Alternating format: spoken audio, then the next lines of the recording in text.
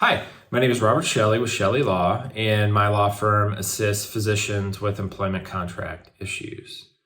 Today I'm going to talk about physician compensation models that are pure percentage of collections.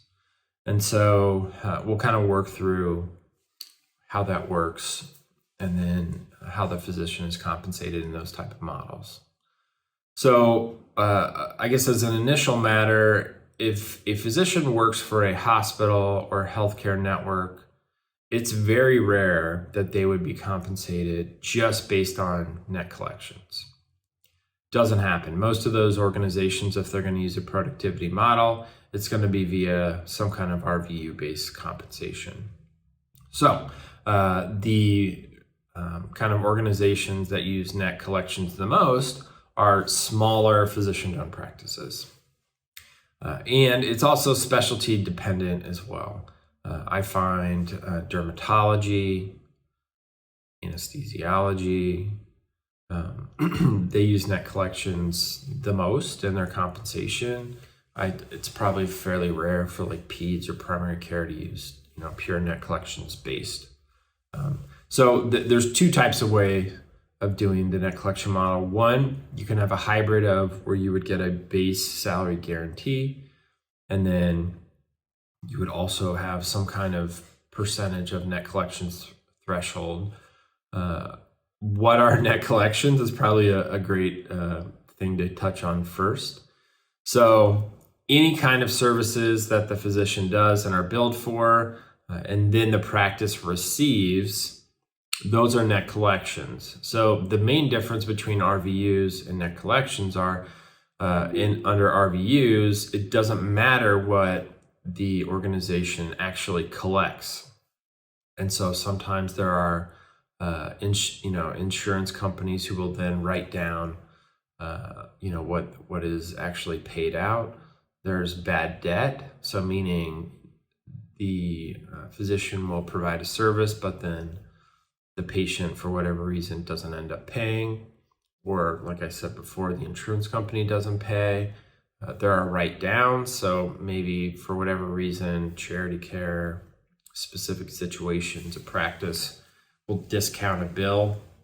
In any of those scenarios, those things are passed through to the physician. So a physician could do a service, but if the company's not paid, the physician will not reap the reward of those collections. Now, in an RVU-based compensation model, it doesn't matter about collections. It's simply what does the physician do? What are the encounters that they did? And then what are the RVUs generated? So that's one thing to take into account is how efficient is the billing for the practice that you're joining. If they are bad at collecting, it's going to affect you as well. So you need to make certain that they're using, a positive and kind of efficient biller. Many use outside third-party billing companies, and others have it in-house. So it just kind of depends. So what are the two types? So one, as I said before, you could have a base number, and this is a fairly common way of doing it. You have a base compensation number for the year, and then in this scenario, it's usually done monthly. The employer will say, all right, once you've collected enough to cover your salary, you then get a percentage of the net collections above that on a monthly basis. So let's say someone makes $20,000 a month. Once they collect $20,000, then anything above that, they'll get a percentage of. Normally, somewhere between 30 to 40%. It's kind of an industry standard number. It's most likely not going to be more than that. I don't recall ever seeing a net collections-based agreement over 45. So in that scenario, you do have a base, so there's a minimum amount. However, if you're ultra productive, then you'll also kind of reap the reward of that from the collections you get. It would be, so a monthly way of doing that is the most common. They could also do it quarterly. It would be pretty rare for a place to do that on an annual basis. The physician generally wouldn't accept that because they would be they would have kind of a smaller amount throughout the year, and then they'd get, or at least theoretically, they would get a big check at the end of the year. And most people would prefer getting it spread out over the year than one big lump, at the end of the fiscal year or calendar year, depending upon how the employer does it. Are net collections based agreements fair? Certainly, they're fair. It just kind of depends upon what's the actual number, and then what are the different thresholds as far as what you get. If it's a absolute pure net collections model, which is the kind of the second way of doing it, you simply get paid everything that you collect and then multiply by that percentage.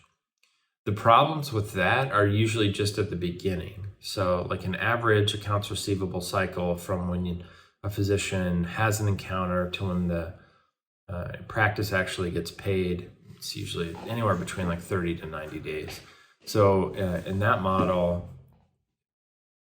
physician comes into the practice, they're working, they're doing a bunch of counters, procedures, whatever, but the practice isn't getting paid for 60 days beyond that. Well, the physician's not going to make any money in the month 1 or 2 or even 3.